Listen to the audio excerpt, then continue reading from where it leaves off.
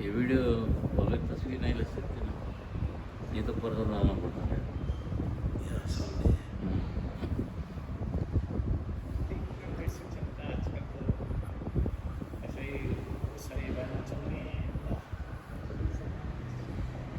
بسم الله الرحمن الرحيم.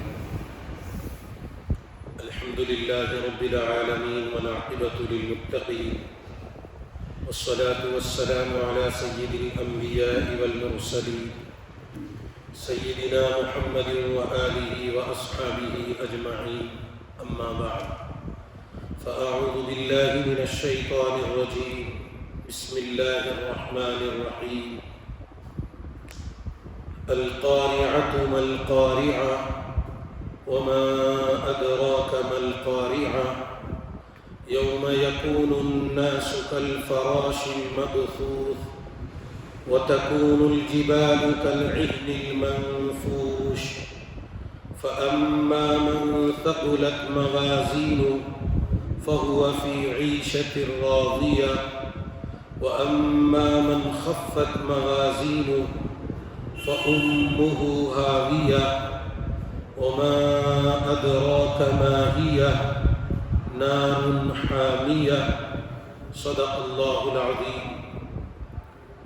محترم دوستوں، بزرگوں، بھائیوں،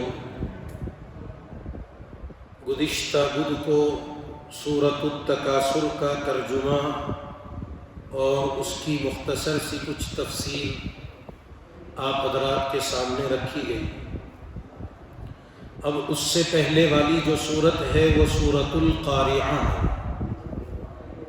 سورت کا نام بھی القارعہ ہے اور اس کی ابتدا بھی القارعہ سے ہوئی ہے.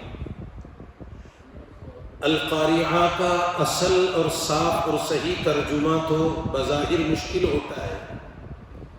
لغت کے اعتبار سے جو ترجمے قرآنوں میں اس کا ترجمہ ہوتا ہے وہ کھڑکھڑانے والی چیز سے کیا جاتا ہے. ویسے اس کا ایک معنی ہے قیامت. قیامت کے مختلف نام ہیں، جیسے تغابن آیا، حاقہ، الواقعہ. اسی طرح القارعہ بھی قیامت کے ناموں میں سے ایک نام ہے. ایک ترجمہ حضرت مفتی تقی عثمانی صاحب دامت برکاتہم نے اس کا کیا ہے، وہ بہت آسان اور سلیس ترجمہ ہے، اور وہ ہے دل دہلانے والی چیز. القارعہ کا ترجمہ حضرت نے فرمایا کہ دل دہلانے والی چیز. آپ کو معلوم ہے، کیا آپ جانتے ہیں کہ وہ دل دہلانے والی چیز کیا ہے؟ ویسے عربی میں قراءہ کے معنی کھٹکھٹانے کے آتے ہیں. جیسے کوئی دروازہ کھٹکھٹاتا ہے یا اچانک کوئی آواز آ جاتی ہے جس کی وجہ سے آدمی اس کی طرف متوجہ ہو جاتا ہے. تو یہاں دل دہلانے والی چیز کا ذکر کر کے اللہ تبارک و تعالی ایک تو اس کی اہمیت بیان فرما رہے ہیں کہ کسی بندے کے سامنے اگر یہ بات کہی جائے کہ بھئی دل دہلانے والی چیز کیا ہے، تمہیں معلوم کیا، تو آدمی متوجہ ہو جاتا ہے اور اس کی طرف سوچنے پر مجبور ہو جاتا ہے کہ آخر وہ دل دہلانے والی اور اتنی زبردست چیز کیا ہے. تو خود اللہ تبارک و تعالیٰ نے پھر ایک سوالیہ انداز میں فرمایا وَمَا أَدْرَاكَ مَا الْقَارِعَةُ. کیا آپ کو پتہ ہے، کیا آپ جانتے ہیں کہ وہ دل دہلانے والی چیز کیا ہے؟ آپ دیکھیے 3 مرتبہ اس کا ذکر کیا گیا. حالانکہ اگر اللہ تبارک و تعالیٰ چاہے ایک مرتبہ کے ذکر میں بھی اس کی اہمیت، اس کی بڑائی لوگوں کے سامنے بیان کی جا سکتی تھی، لیکن 1 مرتبہ نہیں، 2 مرتبہ نہیں، 3 مرتبہ اس کا ذکر فرمایا. کیوں؟ وجہ یہ ہے لوگوں کے سامنے آخرت کا مسئلہ ایک اہم اور اصل مسئلے کے تحت سامنے رہے. لوگوں کو اللہ تبارک و تعالیٰ متوجہ کرانا چاہتے ہیں کہ تم کہاں دنیا کے عیش و عشرت میں، دنیا کی زندگی کے دنیاوی چیزوں میں پڑے ہوئے ہو. اصل مسئلہ تو آخرت کا ہے، اصل مسئلہ تو مرنے کے بعد والی زندگی کا ہے، اور جہاں انسان کی موت آئے گی وہ قیامت صغریٰ بن جائے گی. اور پھر ایک زمانہ، ایک وقت آئے گا دنیا کے اندر کہ ساری دنیا کو ختم کر دیا جائے گا، جو قیامت کبریٰ کہلاتی ہے، جس کے بعد یہ دنیا ختم ہو جائے گی اور یہ نظام کائنات ختم کر دیا جائے گا۔ جو اس وقت موجودہ نظام دنیا کا چل رہا، چاند، سورج، ستارے، آسمان، دریا، پہاڑ، جو جو نظام عالم میں اللہ نے اس کو بنایا، اور روزانہ صبح شام دن رات ہوتے جا رہے ہیں، اور دن کٹتے اور گزرتے جا رہے ہیں۔ اسی طرح دنیا کے اندر سورج نکلتا ہے، رات پھر دن ہوتا ہے، اور پھر وہ سورج یعنی سورج پھر اوپر آگے چڑھتا ہے، پھر برابری پر آتا ہے، پھر ایک وقت آتا ہے کہ سورج غروب ہو جاتا ہے، پھر اندھیری رات چھا جاتی ہے، اس میں چاند نکلتا ہے، چاندنا ہوتا ہے، اور اس میں ستارے ٹمٹماتے ہیں، اور اس طرح رات چلتے چلتے رات بھی بہت گہری ہو جاتی ہے، زیادہ تاریک ہو جاتی ہے، حتیٰ کہ پھر وہ رات ختم ہونے کے قریب میں آتی ہے، صبح صادق طلوع ہوتا ہے، تو پھر دوبارہ دن طلوع ہو جاتا ہے۔ یہ جو نظام عالم چل رہا، جس میں وقت پر بارش ہوتی ہے، زمین سے غلے اناج پیداوار اگتے ہیں، سارا جو نظام چل رہا، ایک وقت آئے گا کہ یہ سارا نظام ختم کر دیا جائے گا۔ آسمان کو توڑ دیا جائے گا، پہاڑ اپنی جگہ سے ہٹ جائیں گے، آپس میں ایک دوسرے سے ٹکرا جائیں گے، جیسے آگے اس کا ذکر کر رہے کہ جب قیامت قائم ہوگی تو دنیا کا کیا منظر ہوگا۔ لیکن ہمیں یہ بات سمجھنے کی ضرورت ہے کہ بطور خاص آخر کے 2 پاروں میں اللہ تعالیٰ نے قیامت کا تذکرہ جگہ جگہ فرمایا، قیامت کی یاد دہانی کرائی، اور لوگوں کو قیامت کی طرف متوجہ کروایا، اور انسانوں کو یہ بتایا کہ دنیا میں چاہے تم جتنے دن زندگی گزارو، ایک وقت آئے گا یا تو تمہاری زندگی ختم ہو جائے گی، نہیں تو آخری درجہ یہ ہوگا کہ یہ کائنات ہی ختم کر دی جائے گی، پورا نظام عالم درہم برہم ہو جائے گا، اور اس کو توڑ پھوڑ کر کے ختم کر دیا جائے گا، اور اس کے ختم ہونے کے بعد میدان محشر قائم کر دیا جائے گا، سارے انسانوں کو دوبارہ زندہ کر دیا جائے گا، اور جب دوبارہ زندہ ہوں گے، اسی کا نام آخرت ہے، اور اسی کے ذریعے سے آخرت کی اصل زندگی شروع ہونے والی ہے۔ یعنی اللہ تعالیٰ ہم انسانوں کو یہ پیغام دے رہے اور یہ بتا رہے کہ دیکھو یہ دنیا کی زندگی اصل نہیں ہے، دنیا کی زندگی ہمیشہ رہنے والی نہیں ہے، یہ دنیا عارضی ہے، اور یہ ایک نہ ایک دن ختم ہو جائے گی۔ عجیب بات ہے، عام طور پر ہمارے درمیان دنیا کے ختم ہونے کا، مرنے کا، آخرت کا، قیامت کا تصورات اور اس کے مذاکرے کم ہوتے چلے گئے۔ ہم دنیاوی خواہشات میں، دنیا کی فکروں میں، دنیا کی چیزوں میں لگ گئے، اپنی آخرت کو، مرنے کے بعد والی زندگی کو بھول گئے۔ ایک بادشاہ تھا، اس نے ایک اپنا عالیشان محل تیار کیا، بہت بڑا، بہت خوبصورت محل تیار کیا۔ اس کے بعد پورے گاؤں کے لوگوں کی، پورے علاقے کے لوگوں کی اس نے دعوت کی، اور اس نے کہا کھانے سے فارغ ہونے کے بعد آپ لوگ میرے اس محل کا، پورے محل کا معائنہ کرنا، جائزہ لینا اور اس کو دیکھ لینا۔ اس کو اچانک یہ خیال آیا کہ اس نے، بادشاہ نے ایک ہی ساتھ میں اعلان کروایا، کھانے پینے کے بعد جب میرے محل کا معائنہ کرو اور اس کو دیکھو چاروں جانبوں سے، اگر اس میں کوئی عیب ہو تو وہ عیب بتا دینا۔ ہوا یہ کہ سارے گاؤں کے لوگ، وقت متعین ہو گیا، مقرر ہو گیا، اس دن کھانے پینے کا انتظام کر دیا گیا، پورے گاؤں کے لوگوں کو کھانے میں جمع کر لیا گیا۔ کھانے سے فارغ ہونے کے بعد جب بادشاہ نے اعلان کیا، یعنی عام طور پر اس کے ذہن میں یہ تھا کہ میں نے اتنا شاندار عمارت تعمیر کی، میں اتنا بہترین محل اور بنگلہ بنایا ہوں کہ اس میں تو کوئی عیب کی بات ہی نہیں ہے۔ اس کے ذہن میں یہ تھا کہ کوئی عیب نکال ہی نہیں پائے گا، لہذا اس نے اعلان کروا دیا کہ بھئی چاروں طرف پورے محل میں جاؤ، چلو پھرو، دیکھو، اگر اس میں کوئی عیب ہو تو بتا دینا۔ ہوا یہ کہ ایک اللہ والے بھی تھے وہاں، وہ بھی اس دعوت میں شریک ہوئے، وہ بھی آئے، اور جب سارے لوگوں نے معائنہ کیا، اس کو دیکھا، وہ بھی دیکھنے لگے، اور دیکھنے کے بعد انہوں نے کہا کہ بادشاہ اس میں 2 عیب ہیں، اب بادشاہ حیران ہو گیا، اس کو تو مستی سوچنے لگی، اس نے مذاق سوچا، اس نے کہا کہ بھائی اتنے گاؤں میں اتنے سارے لوگ آئے، کسی کو کوئی عیب نہیں نظر آیا، اور اس آدمی کو اس میں عیب نظر آ گیا۔ اس نے لوگوں کو جمع کیا تاکہ مذاق کر سکے اور ان کا ٹھٹا کر سکے، اور وہ اللہ والے جو عیب بتائیں گے اس پر ان کا کچھ مذاق کیا جائے گا۔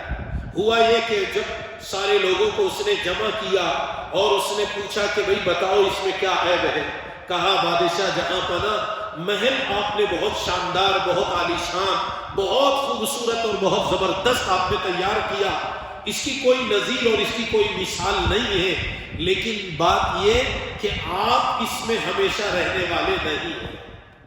مکان تو آپ نے بہت شاندار تیار کر لیا، لیکن آپ اس میں نہیں رہیں گے، ایک وقت آئے گا آپ کو یہ مکان چھوڑ کر کے جانا پڑے گا دنیا سے۔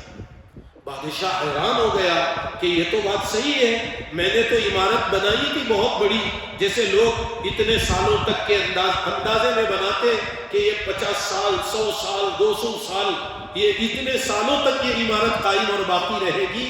اس نے بھی وہی سوچ کر کے بنایا، لیکن اس کو فکر شروع ہو گئی کہ یہ تو بات بالکل انہوں نے صحیح کہا کہ ایک وقت آئے گا کہ مجھے تو یہ محل یہ مکان چھوڑ کر کے جانا ہے۔ پھر بھی اس نے کہا کہ چلو دوسری بات کیا ہے بتاؤ۔ انہوں نے کہا کہ دیکھو بادشاہ جہاں پناہ، یہ محل آپ نے بہت اچھا، بہت خوبصورت، بہت مضبوط بنایا، لیکن ایک نہ ایک دن یہ محل بھی دنیا سے ختم ہو جائے گا، یہ ہمیشہ باقی رہنے والا محل نہیں ہے، یہ تو ختم ہونے والا ہے۔ بادشاہ اور پورا مجمع اس سے متاثر ہو گیا۔ اصل میں اس واقعے سے ہمیں بھی یہ سمجھنے کی ضرورت ہے کہ آج جس دنیا کے پیچھے پڑے، جس دنیا کو ہم نے اپنی زندگی کا مقصد بنایا، دنیاوی چیزوں کو بنایا، کوئی آدمی مکان کو، بنگلے کو، یا کوئی سواری کو، کوئی کسی کو، اور اس میں انسان یہ سمجھتا ہے کہ یہ بہت مضبوط قلعے ہیں جو ہماری حفاظت کریں گے، اور انسان یہ سوچتا ہے کہ اب یہاں مجھے کوئی ہلا نہیں سکتا، مجھے کوئی کچھ نہیں کر سکتا۔ لیکن اللہ تعالیٰ قرآن پاک میں جگہ جگہ یہ پیغام، یہ میسج ہم امت مسلمہ کو، انسانوں کو اللہ نے یہ پیغام پہنچایا ہے کہ یاد رکھنا ایک وقت آئے گا دنیا میں کہ دنیا کے لوگوں کے دل دہل جائیں گے، ان کو جھنجھوڑا جائے گا، انہیں حرکت دی جائے گی۔ اسی لیے آگے اس کے بعد ایک سورت آئے گی، سورۃ الزلزال، اس میں بھی قیامت کا تذکرہ کر کے زلزلے کا ذکر کیا گیا۔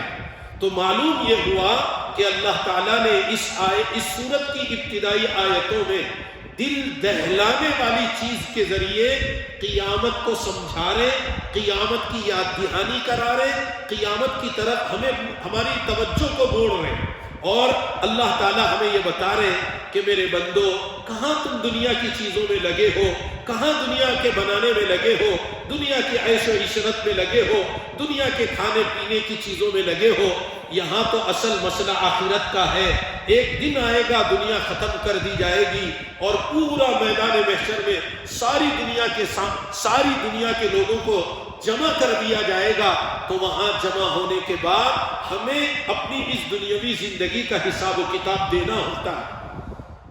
تو اصل مسئلہ آخرت کا، اصل مسئلہ قیامت کا، اس لیے اللہ تعالیٰ نے 3 دفعہ قیامت کا ذکر کیا، دل دہلانے والی چیز کا تذکرہ کیا، اور ہم لوگوں کو آخرت اور قیامت کی یاد دہانی کرائی۔ حضرت مفتی تقی عثمانی صاحب دامت برکاتہ نے اس کی تفسیر میں فرمایا کہ اللہ تبارک و تعالی 3 مرتبہ اس کا ذکر کر کے ہمیں غفلت والی زندگی سے نکال کر قیامت کی یاد دہانی کرا کر ہمیں ہمیشہ اس بات کی فکر کروانے کی چاہتے ہیں کہ ہمیشہ ہم اپنی آخرت کے بارے میں سوچیں، قیامت کے بارے میں سوچیں، مرنے کے بعد والی زندگی کے بارے میں فکر مند رہیں، اس لیے کہ ہمارا مزاج، ہماری طبیعتیں، ہمارا حال یہ کہ ہم دنیا کی چیزوں میں جب لگ جاتے تو دنیا کی زندگی کی غفلتوں میں پڑ جاتے، آخرت کو بھول جاتے، مرنے کے بعد والی زندگی کا خیال نہیں رہتا۔ قیامت کا خیال، قیامت کی طرف توجہ ہماری نہیں رہتی، ایسے میں اللہ تبارک و تعالیٰ نے جگہ جگہ دیکھو مختلف اسلوب میں، مختلف طریقے میں، مختلف پیرائے میں آخرت کا تذکرہ فرمایا۔ کبھی تو القاریعہ، کبھی تو الحاقہ، کبھی تو الواقعہ، کبھی تو ذالک یوم التغابن، التغابن کے نام سے بھی قیامت کا تذکرہ کیا گیا۔ مختلف پیرایوں میں، مختلف ناموں کے ساتھ اللہ تعالیٰ نے، حالانکہ وہی ایک قیامت ہے لیکن اس کو مختلف انداز میں بیان کیا تاکہ بندہ کم سے کم کوئی اس راستے سے سمجھ جائے، کوئی اس راستے سے سمجھ جائے، کسی کو اس طریقے سے بات سمجھ میں آ جائے، کسی کو یہ طریقے سے بات سمجھ میں آ جائے۔ کبھی لوگوں کو بتایا جا رہا کہ تم دل دہلانے والی چیز کو جانتے ہو، تمہیں معلوم ہے کہ وہ دل دہلانے والی چیز کیا ہے؟ پھر اللہ پوچھ رہے کیا تم جانتے ہو کہ وہ آخر وہ دل دہلانے والی چیز کیا ہے؟ جیسے سورۃ القدر میں انا انزلناہ فی لیلۃ القدر، پھر وما ادراک ما لیلۃ القدر۔ اللہ حضرت شیخ زکریا صاحب رحمۃ اللہ علیہ نے فضائل میں اس سورۃ القدر کے تذکرے میں حضرت نے فرمایا کہ اللہ شوق دلانا چاہتے ہیں، رغبت دلانا چاہ رہے ہیں کہ پہلے ایک سوال، جیسے یہاں سورۃ القاریعہ میں پہلے اللہ پوچھ رہے کہ کھڑکھڑانے والی چیز وہ کیا ہی کھڑکھڑانے والی ہے، دل دہلانے والی چیز وہ کیا ہی دل دہلانے والی ہے، تو لوگ متوجہ ہو جائیں گے آخر کیا بولنا چاہ رہے ہیں، آخر کیا بات اس کے ذریعے سے بتائی جا رہی۔ پھر اس کے بعد اللہ کہہ رہے وما ادراک ما القاریعہ، کیا آپ جانتے کہ وہ دل دہلانے والی چیز کیا ہے؟ خود اللہ تعالیٰ نے آگے فرمایا یوم یکون الناس کالفراش المبثوث وتکون الجبال کالعہن المنفوش، کہ وہ دل دہلانے والی چیز کیا ہے کہ تمہیں معلوم ہے کہ انسان اس دن یوم یکون الناس، جس دن لوگ بکھرے ہوئے پتنگوں کی طرح ہو جائیں گے۔ الفراش المبثوث، فراش کہتے ہیں پتنگے کو، جیسے کبھی بارش کے کیڑے ہوتے یا کچھ پروانے ہوتے جو روشنی کی طرف دیوانہ وار اس کی طرف آگے بڑھ جاتے، تو اللہ تعالیٰ نے یہاں اس کا ذکر فرمایا یوم یکون الناس، قیامت جو دل دہلانے والی جو چیز ہے وہ یہ کہ اس دن میں لوگوں کا حال یہ ہوگا کہ لوگ بکھرے ہوئے پتنگوں کی طرح ہو جائیں گے۔ یوم یکون الناس کالفراش المبثوث، یعنی انہیں نہیں معلوم کہ ہم کہاں جا رہے ہیں، کیا کر رہے ہیں، کدھر جا رہے ہیں۔ جیسے آپ دیکھیں گے کبھی برساتی کیڑے ہوتے، وہ برسات میں یا کسی موقع پر کچھ پتنگے کیڑے یعنی روشنی کی طرف آگے بڑھتے ہیں، جبکہ بسا اوقات اگر ہم اور آپ دیکھیں، غور کریں، پتہ چلے گا کہ وہ کیڑے دیوانہ وار روشنی سے ٹکرا کے جائیں گے، لیٹ کو ٹکرا رہے اور خود نیچے گر کے جان دے رہے، مگر انہیں نہیں معلوم کہ ہم یہ کیا کر رہے ہیں۔ یہاں تک کہ بہت سے پروانے دیکھیں گے آپ، بہت سے کیڑے جن کے پر ٹوٹ جائیں گے لیکن وہ جا کر کے ٹکراتے رہیں گے، روشنی کی طرف آگے بڑھ جائیں گے اور وہ اپنے آپ کو اس جگہ میں لے جا کر کے ٹکرا کر اپنی جان دے رہے، اپنے پر کٹوا رہے، خود اوپر سے نیچے گر جا رہے۔ تو دیکھیے یہ منظر اللہ تعالیٰ نے انسانوں کو بیان فرمایا، جب قیامت قائم ہوگی، چاروں جانبوں سے ہنگامہ ہوگا، سور پھونکی جائے گی، اتنی خطرناک وہ آواز ہوگی کہ اس کی وجہ سے کان کے پردے پھٹ جائیں گے۔ اللہ فرما رہے فَإِذَا جَاءَتِ الصَّاخَّةُ، کہ جب کانوں کو بہرا کرنے والا ہنگامہ برپا ہو جائے گا۔ کہیں کہا فَإِذَا جَاءَتِ الطَّامَّةُ الْكُبْرَى، بڑا ہنگامہ برپا ہو جائے گا، لوگوں کو سمجھ میں نہیں آئے گا کہ کیا ہو رہا ہے۔ مختصر کہیں کوئی معاملہ، کوئی ہنگامہ، کوئی آواز، کوئی گھر گر جائے، کوئی گاڑی گر جائے، کوئی آپس میں چیزیں ٹکرا جائیں، کتنی بڑی آواز ہوتی، لیکن پوری دنیا کو سنائی دینے والی آواز سور کی آواز ہوگی، تو اس آواز کی وجہ سے لوگوں کے دل دہل جائیں گے اور انسان پروانوں کی طرح، بکھرے ہوئے پروانوں کی طرح منتشر ہو جائیں گے۔ قوم کہاں جا رہا، کدھر جا رہا، کچھ پتہ نہیں، اتنا ہنگامہ ہو جائے گا، ایسی خطرناک آواز آئے گی کہ لوگ ایک دوسرے سے ٹکرا رہے، یعنی مختلف طریقوں، مختلف راستوں کی طرف وہ بھاگے اور دوڑے جائیں۔ آگے اللہ فرما رہے وَتَكُونُ الْجِبَالُ كَالْعِهْنِ الْمَنْفُوشِ، اور پہاڑ رنگین دھنکی ہوئی اون کی طرح ہو جائے گے. پہاڑ رنگین دھنکی ہوئی اون کی طرح ہو جائے گا. العہن کے معنی یہاں پر یعنی عہن المنفوش، منفوش کے معنی تو دھنکنا، رنگین اون کی طرح ہو جائے گے. جیسے روئی کو دھنکا جاتا ہے، اس کو جب واپس نرم کیا جاتا ہے، جیسے کسی نے گدا بنایا، اس کا استعمال کیا، واپس پھر اس روئی کو نکال کر اس کو دھنکا جاتا ہے، اس میں ایک تانت والی لکڑی کی شکل لے کر اس کو مارا جاتا، اس کے پرزے پرزے ریزے ریزے اس کے الگ کر دیے جاتے ہیں. جو سخت ہو جاتی وہ نرم ہو جاتی ہے، تو اس میں کچھ ریشے، کچھ ریزے ہواؤں کے جھونکوں سے چاروں جانبوں میں بکھر کر اڑ کر کے جاتے رہیں گے.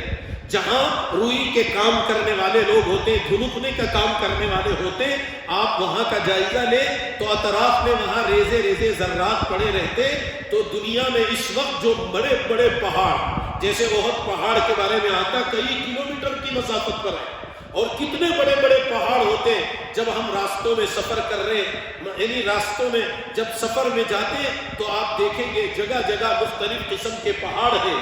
لیکن قیامت کا جب ہنگامہ برپا ہوگا، جب قیامت قائم ہو جائے گی، پہاڑ اپنی جگہ نہیں رہیں گے، پہاڑ زمین سے باہر نکل آ جائیں گے اور وہ ہواؤں میں اڑیں گے.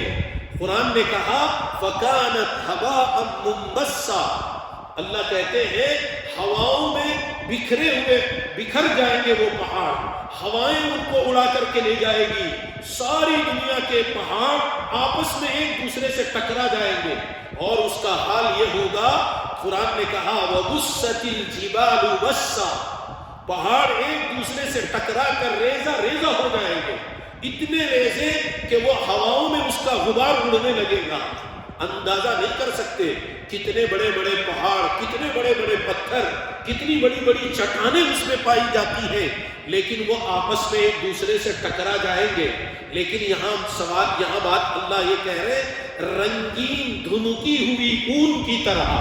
رنگین کا کیا مطلب ہے؟ مطلب اس کا یہ کہ دنیا کے پہاڑ مختلف رنگوں میں ہوتے ہیں. کوئی کالا ہے، کوئی لال ہے، کوئی سفید ہے، کوئی کچھ ہے، کوئی کچھ ہے. یہ مختلف رنگوں کے پہاڑ جب آپس میں ٹکرا کر ریزہ ریزہ ہو جائیں گے، لال پہاڑ سے لال غبار اڑے گا، کالے پہاڑ سے کالا غبار، سفید سے سفید غبار. اس طرح یہ سارے غبار آپس میں ملیں گے تو وہ ایک الگ ہی رنگ بن جائے گا. اس وجہ سے یہاں تشبیہ دے کر اللہ تعالیٰ یہ سمجھا رہے رنگین اون کی طرح. لیکن اب سوال یہ پیدا ہوتا ہے کہ پہاڑ آپس میں ٹکرائے جا رہے، مگر تشبیہ تو اون سے دی جا رہی. روئی تو ایک معمولی ہلکی ہوتی ہے، روئی سے تشبیہ ہوا میں بکھرنے اڑنے کے اعتبار سے کہ آپ سوچئے پہاڑ اپنی جگہ سے ہل نہیں رہے. کبھی کبھی آپ دیکھیں بعض پہاڑوں میں آپ جا کر کے دیکھیں پتھر ایک کے اوپر ایسے ہوں گے جیسے کسی نے اس کو جمع کر کے رکھا ہوگا. بعض پتھر کی چٹانیں سب سے اوپر والی جگہ میں جا کر کے کھڑی ہوں گی. ہم دیکھیں گے کبھی کبھی اس کے نیچے جائے تو آدمی گھبرا جائے کہیں ہمارے اوپر یہ گر نہ جائے. کتنی تیز ہوائیں چلتی، طوفانی بارشیں ہوتی، طوفانی ہوائیں چلتی ہیں، لیکن وہ پہاڑ وہ پتھر اپنی اپنی جگہ رہتے ہیں، کوئی پتھر گرتا نہیں ہے. ہاں جب اللہ کا حکم ہوگا، اللہ اس میں سے کسی کو گرانا چاہے تو وہ پتھر گر سکتا ہے، ورنہ وہاں وہ اپنی جگہ رہتا ہے. اتنے بڑے پہاڑ اپنی جگہ سے نکل کر ہواؤں میں اڑنا اور ایک دوسرے سے ٹکرانا، اور اس ٹکراؤ کی وجہ سے ریزہ ریزہ ہو جانا، غبار کی طرح ہو جانا، اور وہ روئی کے ذرات کی طرح ہو کر کے ہواؤں میں بکھریں گے. تو آپ اندازہ لگائیں کتنا بڑا دل دہلانے والا، کتنے بڑے ہنگامے والی چیز ہوتی ہے. کہیں کوئی معمولی ایکسیڈنٹ ہو جائے، دو گاڑیاں آپس میں ٹکرا جائیں، کتنی بڑی آواز اس میں نکلتی ہے، کتنا نقصان ہو جاتا ہے، لوگوں کا حال کیا ہوتا ہے. دو ٹرینیں ٹکرا جائے، دو بسیں ٹکرا جائے، دو کار ٹکرا جائے، جتنی بڑی چیز ہوگی اتنا زیادہ نقصان ہو جاتا ہے. اور اس کے بعد لوگوں کو اندر بیٹھنے والوں کو اندازہ بھی نہیں ہوگا کہ ہم کہاں جا کر کے گرے، کہاں پڑے، کہاں مرے، کیا ہوا، کچھ پتہ نہیں چلتا ہے۔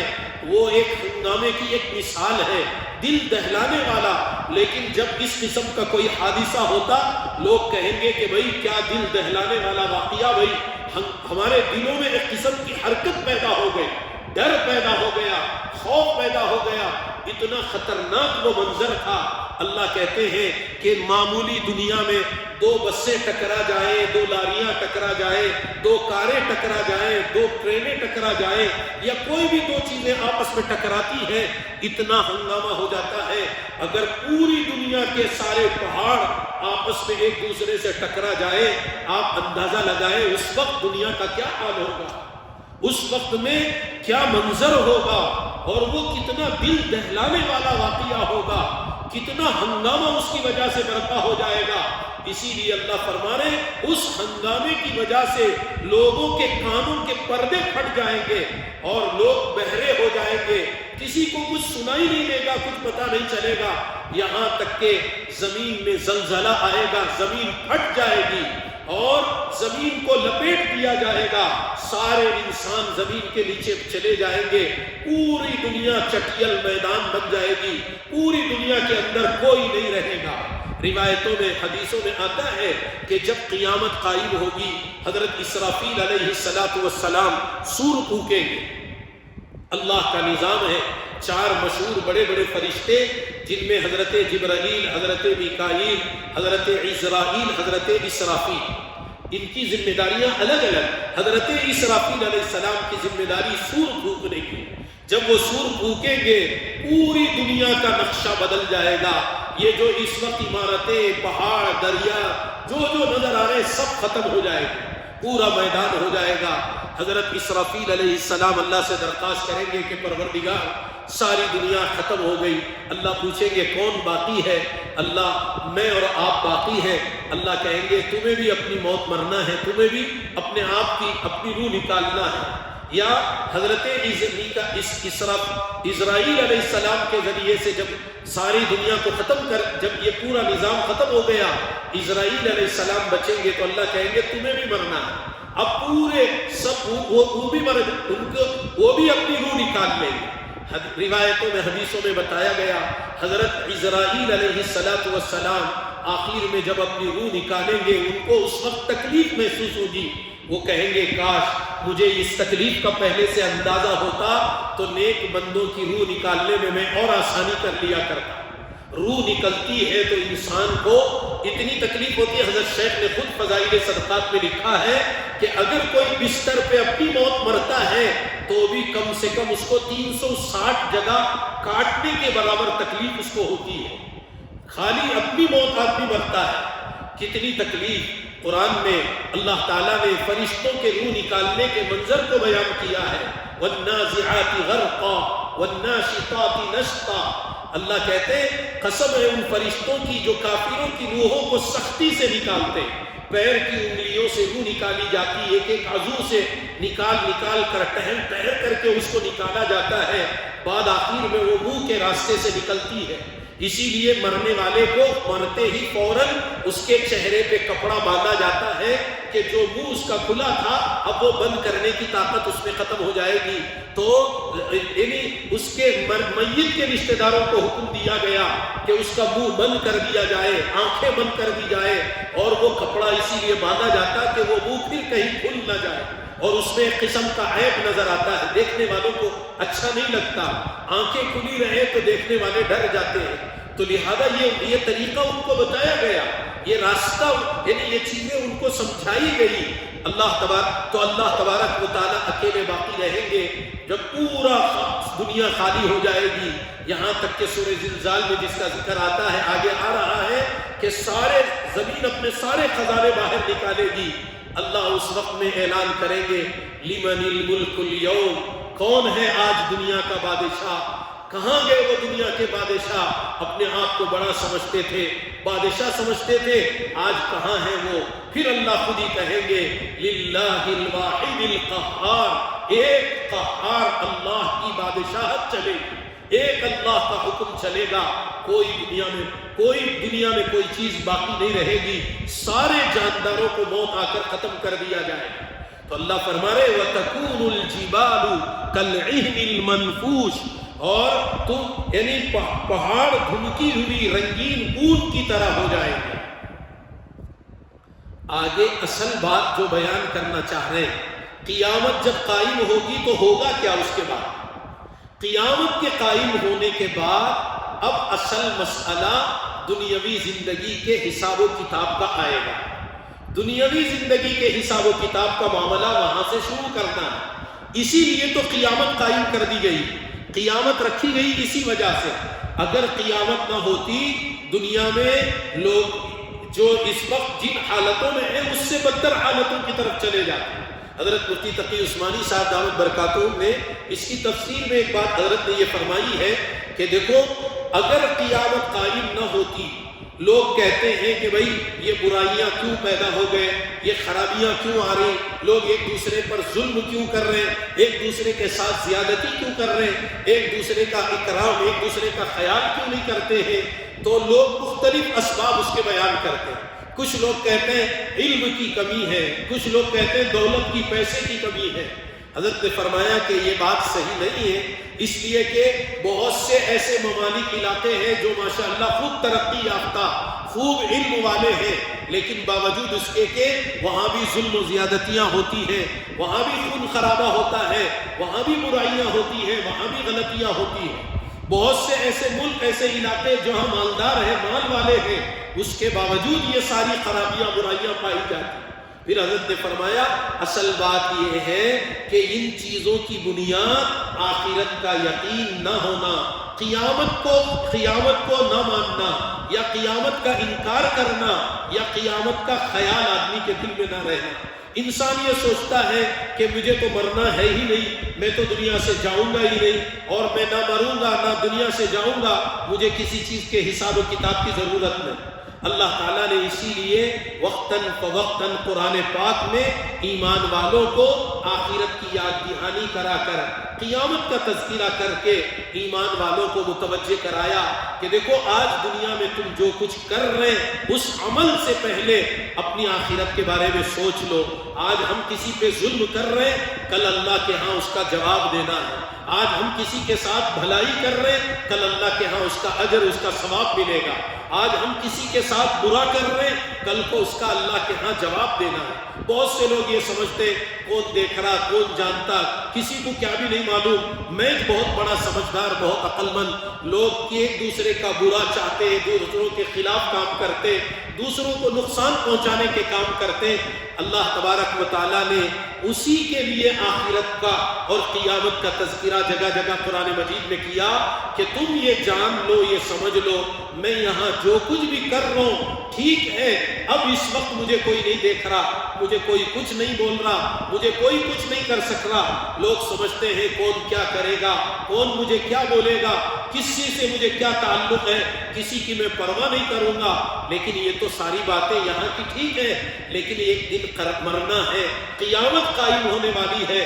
جب قیامت قائم ہو جائے گی اس دن تو یہ ساری زندگی کا حساب و کتاب دینا ہے۔ اس کے لیے ہمارے نامہ اعمال کو تولا جائے گا۔ دیکھیے آگے والی آیتوں میں اللہ تعالیٰ نے نامہ اعمال کے تولنے کا ذکر کیا ہے، اعمال کے گننے کا ذکر نہیں فرمایا۔ اللہ تبارک و تعالیٰ نے بندوں کو کثرت عمل کا حکم نہیں دیا ہے، حسن عمل کا حکم دیا ہے۔ کیا مطلب؟ خوب تم ایسا یہ نہیں ہے کہ زندگی میں خوب یعنی آپ کثرت سے تعداد کے اعتبار سے نمازیں زیادہ پڑھو، روزے رکھو، زکوٰۃ دو، حج کرو، تعداد سے زیادہ اثر کیفیت کا ہوتا ہے۔ یہاں اللہ تعالیٰ نے حسن عمل کا تذکرہ فرمایا۔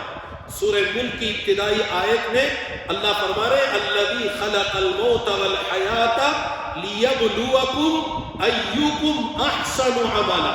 حسن عمل، احسن عمل کا تقاضا ہے، کثرت عمل کا تقاضا نہیں ہے۔ اسی لیے جب قیامت قائم ہوگی وہاں ہمیں اپنی زندگی کا حساب و کتاب دینا ہوتا ہے، تو اس موقع پر اللہ کے سامنے بندوں کی کیا کیفیت ہوتی اور انسانوں کی دو قسمیں بنتی ہیں، اس کا تذکرہ آگے کی آیتوں میں ہے۔ انشاءاللہ اگر اللہ موقع دے اگلی مرتبہ اس کا ذکر کیا جائے گا۔ اللہ تعالیٰ سے دعا کرے کہ اللہ تعالیٰ ہم تمام کو صحیح معنوں میں قیامت کا یقین، قیامت کی فکر اور اپنی آخرت کا فکر، مرنے کے بعد والی زندگی کی تیاری کی اللہ ہمیں توفیق عطا فرمائے۔ دنیاوی غفلتوں سے نکل کر، دنیاوی خواہشات سے نکل کر، دنیا کے پیچھے پڑ کر اپنی آخرت کے برباد کرنے سے اللہ ہم سب کی حفاظت فرمائے۔ انشاءاللہ باقی باتیں اگلی مرتبہ، چونکہ وہ اعمال کے متعلق تولے جانے کا جو ذکر آ رہا، اس کی کیفیت کا بھی تذکرہ اس میں ہونے والا ہے، اس کا ذکر انشاءاللہ آئندہ کیا جائے گا۔ اللہ ہم سب کو اس پر عمل کی توفیق عطا فرمائے۔ آمین۔ وآخر دعوانا ان الحمد للہ رب العالمین۔